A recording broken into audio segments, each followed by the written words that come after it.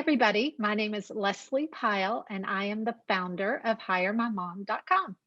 Today, we have something a little different. I'm excited to have Shaun Provost with me. She is a nutritionist and a fitness trainer, and she's going to share some great information and tips for us. I know that will help encourage us to lead healthier lives. So thank you, Shaun, for joining me. Tell us a little bit about who you are and how you got started in this industry. Sure. Thank you so much for having me. I'm so excited to be here with y'all. Yeah. My name is Shaun Provost. I am a business owner of Live Unbreakable, which is a holistic wellness company focused on nutrition and fitness and incorporating all that into busy lifestyles. I originally got started about 10 years ago in my own busy lifestyle. I realized I was getting caught up in my 9 to 5 that turned into a 7 to whenever kind of deal. Obviously before COVID and all of that hit too. So I wasn't taking good care of myself, and a couple people pointed it out. I never believed them.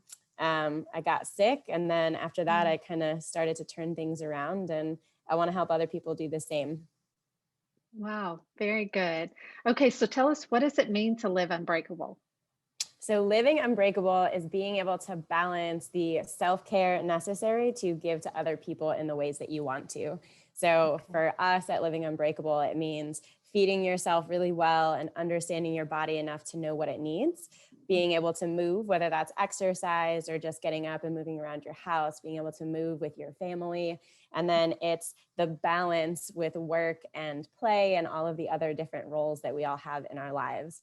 So it really is that balance, and it's being able to prioritize in the right way to be the best you that you can be. Yes, because we all know when we don't feel the best, we can't give our best. And that goes for at Exactly. home and at work. And right now, I was mentioning before we got started that I see a holistic doctor. And right now, I'm doing a 21-day cleanse. So it's fruits and vegetables only. And all my friends are like, "You are crazy. How are you doing that?" And I'm like, you kind of have to get mentally prepared. I won't lie, because you are paring down greatly what you're eating. But I'm about halfway through, and I feel amazing because I feel like giving Awesome. my body a chance to detox and cleanse, all of the impurities and all the things that our bodies just naturally absorb because we live in a polluted environment and we eat polluted foods. So I'm all about, learning how we can take better care of ourselves. Because when I feel good, I feel like I'm more productive. I feel like I'm more energetic. I feel like I'm in better mood. And it just, you know, transfers to all aspects of our life. Oh, absolutely. Yes. Yeah. 100%. I'm Yes. glad to hear the cleanse is going well though. It can go either way. So I'm glad that Yes. it's going really well for you. That's awesome. Yeah. It's been a few years since I've done this one. So, like I Mhm. said, I had to kind of get mentally prepared. Okay. So, tell us, why is nutrition so important for everyone, not just athletes? Yeah, I think you just hit on it, to be honest. I think nutrition really impacts our day to day. And what you were just saying, how you feel more energized, you feel like you can accomplish more, you feel more present in your day to day. Nutrition takes care of all of that. So a lot of people will say, like something bad happens, they feel like they got kicked in the gut or they have a gut feeling about something.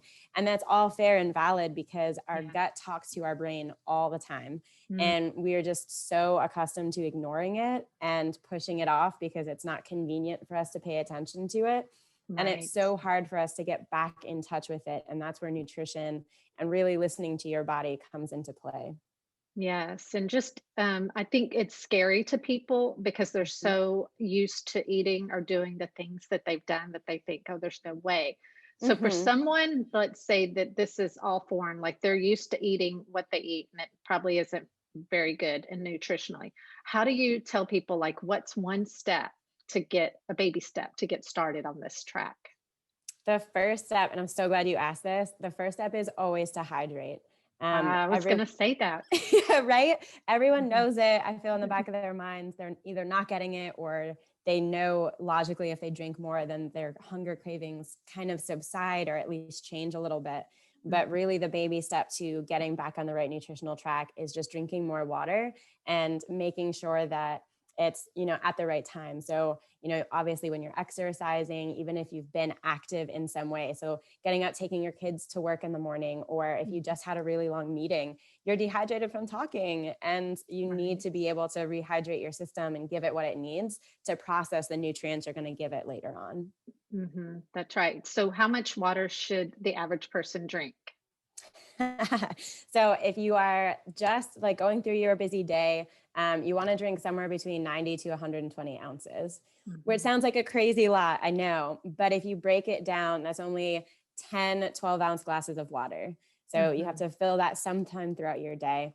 And then you want to add a little bit more if you have like a half an hour of exercise in the morning, or you're going to be running around doing errands. So somewhere in that 90 to 120 range. Yeah. And I think we probably all have water bottles. So my goal is to drink 3 or 4 of these a day. And I'm almost empty. And so I know, how many have I had and how many more do I need to drink to keep hydrated? Exactly. Good. Exactly. Okay. So how can gut health affect everything from sleep, mood, energy levels, and allergies? So back to part of my story. So when I was working so many hours, I was ignoring completely any sort of nutritional or hydration at all in my day to day. And so that kind of broke me down as an athlete, because I wasn't paying attention to my hunger cues. I wasn't paying attention to my hydration cues. And so my joints started having issues. My bones started having issues. I started getting injured more. I couldn't recover as quickly. And so that's how I recognized it. But way before all of that happened, I was having trouble remembering short strings of numbers. I couldn't remember people's names. I would forget details like times I was supposed to meet someone or places I was supposed to be. And all of those can totally just be from a busy lifestyle, but gut health impacts all of your cognitive abilities. And so when I was saying that gut health and that like gut feeling that you have, your brain talks to your gut talks to your brain all the time.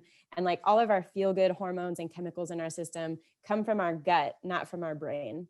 And so when we feed it properly and we're hydrated properly, all of that levels out. So our brain can function properly, and we have like this, like you were saying on your cleanse, you have like this kind of heightened sense of awareness of how you're feeling, and you have more energy.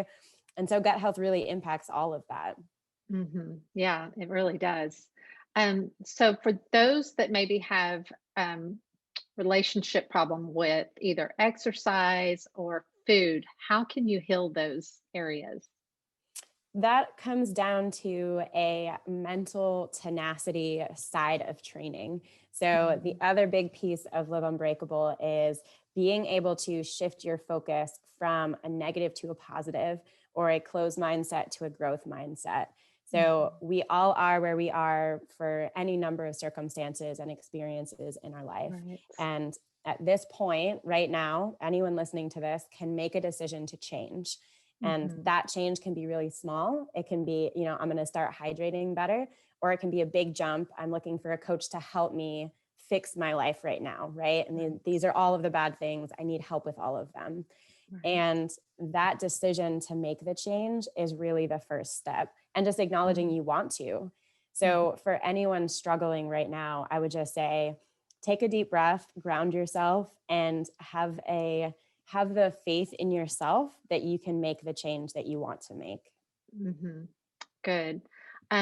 What are your best tips? I know a lot of times, especially around the new year, people are very motivated to make change, whether that's food, exercise, or both. So what are your tips on staying committed? I know that one's one that people fall off the wagon, not staying committed. Yeah, I think the best way to make consistent change, or make one change consistently across your year, is to take baby steps each time. So the drinking more water, do that in January, right? Like let's say you want to lose weight. So the first thing is staying hydrated, because if you're more hydrated, you won't be eating as much because you'll be fuller. So that's number one. And then number two would be, let's introduce more veggies to our diets and be really conscious of that. Step three would be eat more protein throughout your day. I think a lot of clients that I have come to me and say, these are my goals. I want to go all in. And I admire that so much. But the problem is we go all in and then we end up restricting everything else. And so it's such a stark change. We just want to go back. And then the further out we are from going back, the more we want to, because that's just human habit. So the smaller changes that we can make in our day to day make a bigger impact down the road. Right.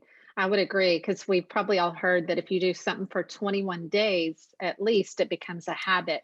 And if you just, I mean, it's such the culture that we live in that we want everything now. So we want to, you know, if our goal is to lose weight or get fit, we want to just go all in and do it and check it off the list. But typically that does not work the best. I've learned, you know, and just in my small little experiences, that those that make those small steps, like the water first, and then maybe the next thing they do is reduce sugar or take out sugar or change sugar to stevia or something, honey or something like that. And when, if you're really committed to taking one step at a time, have you seen that people are more successful in kind of a long-term goal versus let's do it overnight? Yes, because also you get that serotonin and that dopamine dump from being able to check something off that's lasted. So every single day you get to check off hydration, and then the next time you get to check off hydration and something else. So you can physically see what you're doing, but also you start feeling better and you get addicted to that feeling of feeling better until it's something that you're almost, it's something you're not even focused on anymore, because you're just so, you feel so much better. Right.